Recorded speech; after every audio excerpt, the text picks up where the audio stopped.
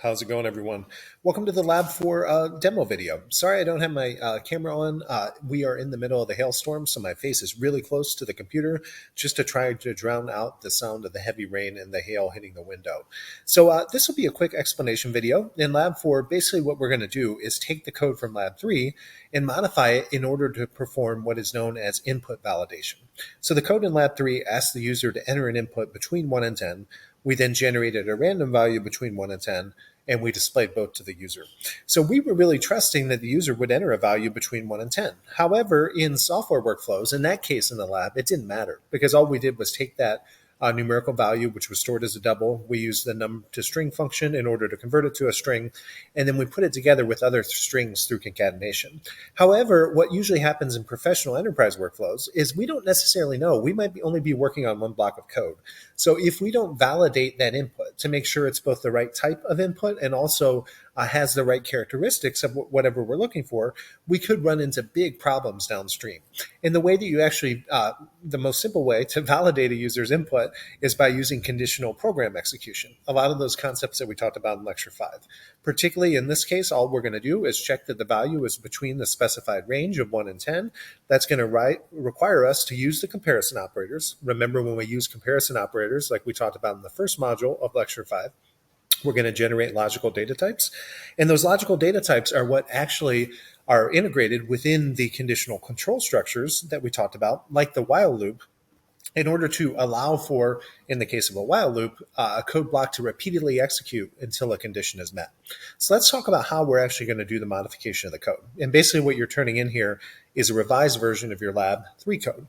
So start by opening your lab 3 code, and then you want to make a copy of it. And you can do that by just opening it, saving it as, and modifying the name to lab 4. And what we want to do is, and you can comment yours out a little bit. If you're a member, I just wrote mine pretty quickly because I didn't want to, it's kind of tough when you're teaching an online asynchronous class and you're trying to do lab exercises because you have to show people enough detail to get them going, but then sometimes you feel like you show them too much. But what I'm going to do is I'm going to take out this original lab 3 code comment, and I'm basically going to write some additional comments to kind of chunk this up in sections. So if you think about what we did first is we grabbed the input from the user, and then we generated the, random value. And then finally, we displayed the random value. And if you think about what we need to do now, it's basically we just want to make sure that after we grab the input from the user, that we validate that it's in the correct range. Another thing that I wanted to mention, just kind of unrelated to the lab, is it is a good practice, kind of depending on your preferred style, to start to put a comment block at the top of each of your coding files. And whether or not you're required to do this in your job is going to depend a lot upon where you work and whether they have a specified coding style. But some good things to include at the top are things like the file name. And as you look at this, you could say, well, do I really need to include the file name in the MATLAB user interface? I can see it right here. And in any kind of computer-based system, you have easy access to the file name. That's true. Author information. But when you're working on projects that involve multiple coders, maybe a brief description block as well. Maybe the date at which the code was written initially. And the one thing I did want to say about all of this is that all of this kind of meta information the metadata that you're putting at the top, a lot of that, the need rather, for you to include it explicitly in comments yourself has been rendered a bit obsolete by version management control software like Git. Because now in an enterprise environment, rarely is one person working on code. Code really is kind of a living asset of the company that's continuously updated with features added or features deprecated continuously. And each time that you make a modification, you want to save that prior version of the coding asset that you have. It's just in the same way if you write a report and then you want to make some modifications to it, you might not want to just write over and only have the new file that contains only your new modifications. You might want to save the old version as well. And that's what version control is useful for. So you might do version control by just naming a version of your, say you're writing a Word document for a report, you might put a V2 on the end or a V3 or so on. But applications like Git are a more formal way to automate the process of version control in software development.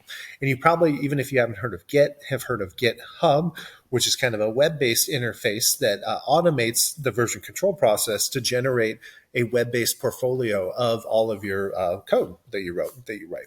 Anyways, just know that these details of these code blocks are a lot less important in 2023 than it was in 2003. But what modifications do we need to make? Well, we want to add a block of code, basically, and I can tell you about how to do sections sometime down the road if you're interested in MATLAB. But what we want to do is just validate that the user input is within the specified range. So you could just work with the values 1 and 10. However, to make usable code, it makes sense to store those values within variables. A semantically meaningful name might be like min user input, which we're going to assign the value of 1 in this case, and then max user input, which of course is 10. And then what we want to do is we want to take this user value, and we want to make sure that it's bigger than the minimum user input. And notice I'm copying and pasting here in order to avoid syntax errors. I'm just going to space over a little bit, and you're going to wonder what I'm doing, but you'll see in a minute. I also need to make sure that this user value is less than the max input. And if you think about, even though this would be syntactic, it's not quite syntactically valid. Actually, let me get it the correct syntax, and then we'll talk about what's going on. So in order to satisfy the valid input condition, both of these things have to be true. So if you think about the original content that we spoke of in the class, this idea of the Boolean logic functions and the AND gates and the OR gates and whatnot, we're going to use the AND operator in order to ensure that the result of this calculation is only true when the user value exceeds the minimum input and when it's less than the maximum user input. And when I take the AND of these two logical variables, I might want to store them in a variable. And I believe in the lab, we said we wanted to call that variable valid input. So I'm going to assign the value of valid input as the Boolean AND of these two comparison operators. And if you want to put them in parentheses just to make it a little bit more readable, that is fine. Now, what I was going to say is this will run without syntax errors. However, what will happen if someone enters 1?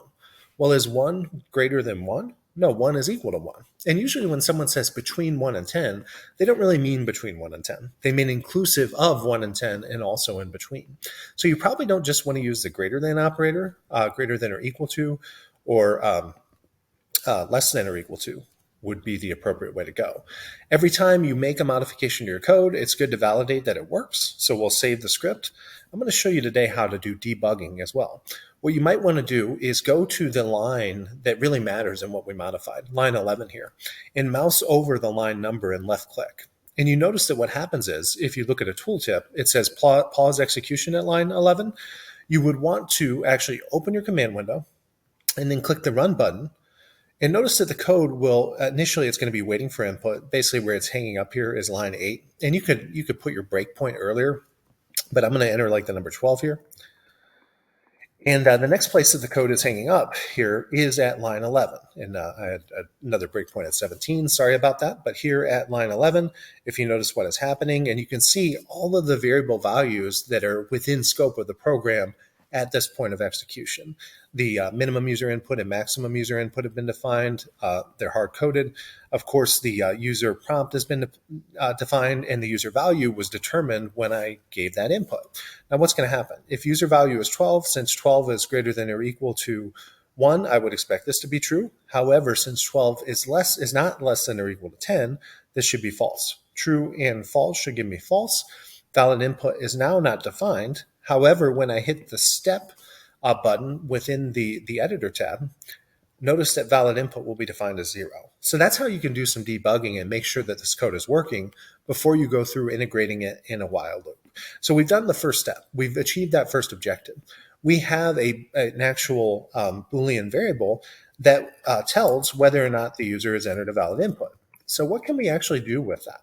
Well, going back to our code here, we want to now, until the user has entered a valid input, continue to prompt them and do the same thing. So you want to use that validation signal within, if you look at MATLAB, look at the help of the while loop.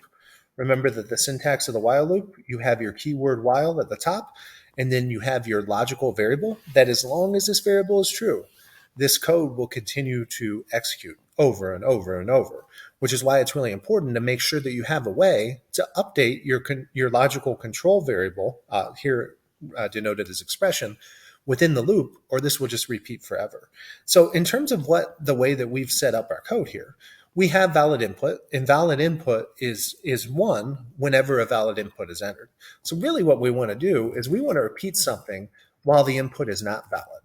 And you might remember back to the actual Lecture 5 module where we talked about Boolean operations, that the tilde in MATLAB actually implements the not.